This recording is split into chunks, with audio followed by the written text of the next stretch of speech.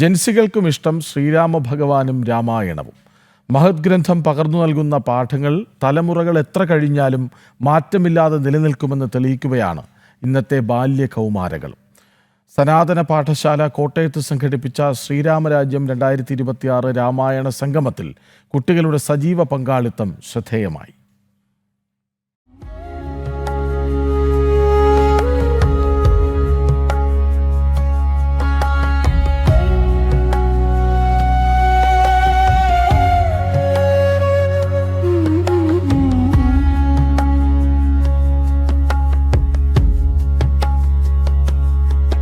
ധർമ്മം, നീതി, സത്യസന്ധത, അർപ്പണ മനോഭാവം തുടങ്ങി രാമായണം പകർന്നു നൽകുന്ന മൂല്യങ്ങൾ ഉൾക്കൊള്ളുകയാണ് പുതുതലമുറയും.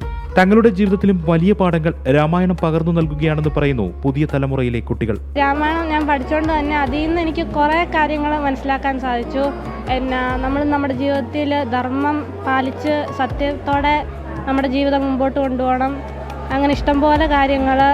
രാമായണത്തിൽ ഏറ്റവും ഇഷ്ടം ആരോടാണ്, എന്താണ് കാരണം, ഇങ്ങനെയൊക്കെ ചോദിച്ചാലും പുതിയ തലമുറയ്ക്ക് കൃത്യമായ ഉത്തരമുണ്ട്. ഏറ്റവും ഇഷ്ടമുള്ളത് ലക്ഷ്മണനാണ്. കാരണം തനിക്ക് വനവാസത്തിനുള്ള ശിക്ഷ കിട്ടിയില്ലെങ്കിലും തൻ്റെ ജ്യേഷ്ഠൻ പോകുന്നത് കൊണ്ട് തൻ്റെ ജ്യേഷ്ഠൻ അവിടെ കിടന്ന് കഷ്ടപ്പെടുന്നുണ്ട്.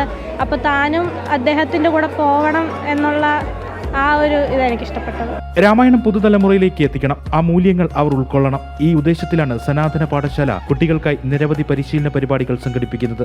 ഓൺലൈനായും ഓഫ്ലൈനായും രാമായണ പഠനം കുട്ടികളിലേക്ക് എത്തിക്കുന്നു. 250ഓളം രാമായണ ഗുരുക്കന്മാർ കുട്ടികൾക്ക് അറിവ് പകർന്നു നൽകുന്നുണ്ട്. ഈ പരിപാടികളുടെ ഭാഗമായാണ് ശ്രീരാമരാജ്യം 2025 എന്ന പേരിൽ കോട്ടയത്തും ഏകദിന രാമായണ സംഗമം സംഘടിപ്പിച്ചത്. കുട്ടികൾ രാമായണം ഉൾക്കൊണ്ട് തങ്ങളുടെ ഉദ്ദേശ ലക്ഷ്യം പൂർത്തീകരിക്കപ്പെടുന്നതിന്റെ സന്തോഷം സംഘാടകർക്ക്. കുട്ടികളുടെ പാർട്ടിസിപ്പേഷൻ വളരെയധികം ഉണ്ട്.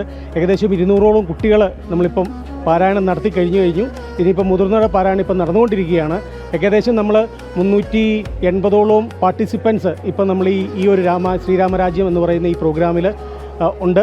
കുട്ടികളെ രാമായണ പാരായണം നടത്തി രാമായണവുമായി ബന്ധപ്പെട്ട നിരവധി കലാപരിപാടികളും നടത്തി സനാതനധർമ്മ പാഠശാലയുടെ ശ്രീരാമരാജ്യം 2026 അക്ഷരാർത്ഥത്തിൽ ബാല്യ കൗമാരങ്ങൾ ഏറ്റെടുത്തു എന്ന് തന്നെ പറയാം. ജനം, കോട്ടയം.